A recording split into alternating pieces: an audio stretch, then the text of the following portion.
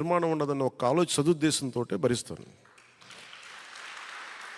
దాంట్లో భాగంగానే పొత్తులో కూడా ఒక మాట అటు ఒక మాట ఇటు ఉంటుంది. పై స్థాయి నాయకులు మాట్లాడినా కొన్నిసార్లు కింద స్థాయి నియోజకవర్గపు స్థాయి నాయకులు ఇంకా పంచాయతీ స్థాయి నాయకులు కూడా ఒకసారి కొంచెం ఇబ్బందికరమైన పరిస్థితులు ఉంటాయి.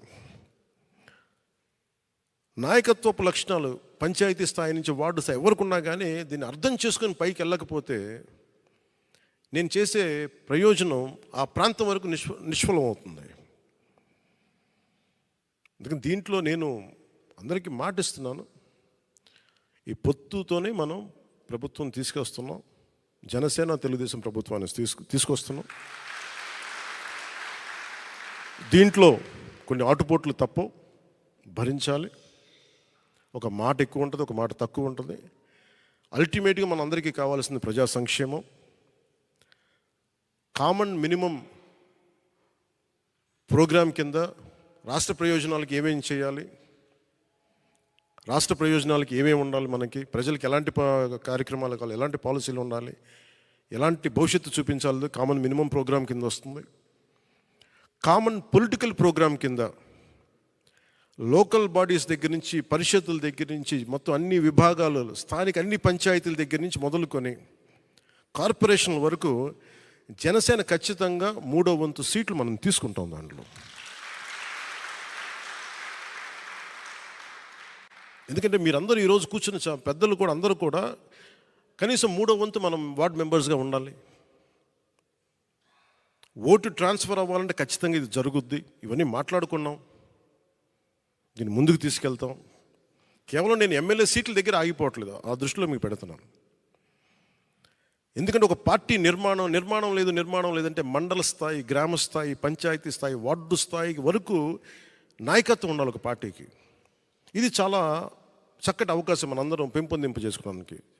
టీడీపీకి మనం కలిస్తే ఏమైపోతుందంటే ఇద్దరం కలిసి నిర్మాణం చేసుకోవచ్చు. వాళ్ళు పునర్నిర్మాణం లేదంటే వాళ్ళకి కొంత ఎక్స్ట్రా బలం తీసుకోవచ్చు, మనం బలమైన నిర్మాణం చేసుకోవచ్చు. ఇది ఇద్దరికీ మంచిది. ఇది భవిష్యత్తు ఏది ఎట్లా ఉన్నప్పటికీ కూడా ఈ క్షణం మనం ఇప్పుడు చేయాల్సింది సంపూర్ణంగా ఒక మాట అటున్నా, ఆటుపోట్లున్నా, ఇటున్నా కానీ మనం కలిసే వెళ్తున్నాం.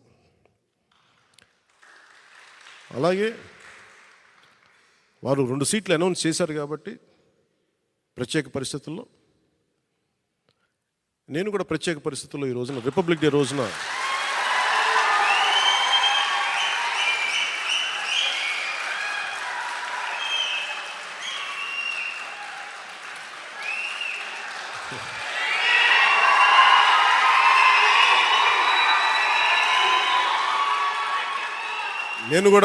ప్రత్యేక పరిస్థితుల్లో వాళ్ళు 2 సీట్లు అనౌన్స్ చేశారు కాబట్టి నేను కూడా 2 సీట్లు అనౌన్స్ చేస్తున్నాను ఈ రోజున.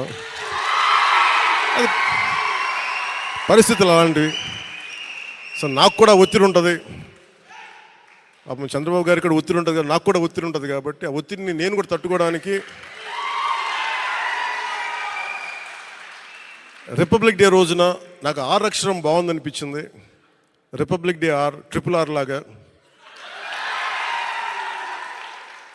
రిపబ్లిక్ డే రోజున రాజోలు, రాజానగరం సీట్లు నేను అనౌన్స్ చేస్తాను.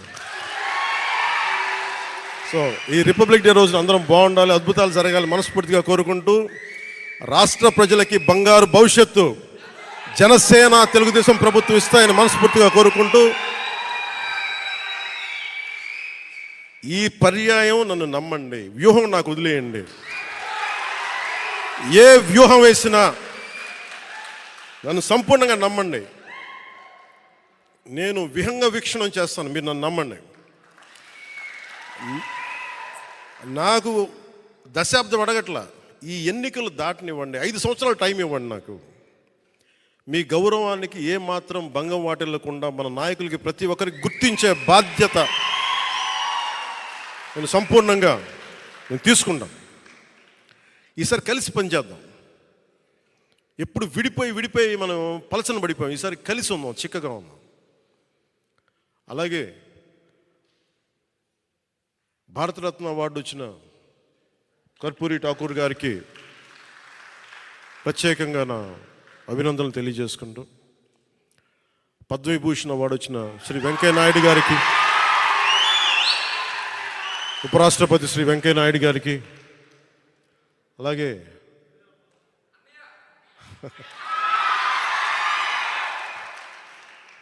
మా పెద్దన్నయ్య మెగాస్టార్ చిరంజీవి గారికి మనస్ఫూర్తిగా నా అభినందనలు తెలియజేసుకుంటూ, వైజయంతిమాల బాలి గారికి, మిగతా అవార్డు గ్రహీతలందరికీ కూడా నా అభినందనలు తెలియజేసుకుంటున్నాను.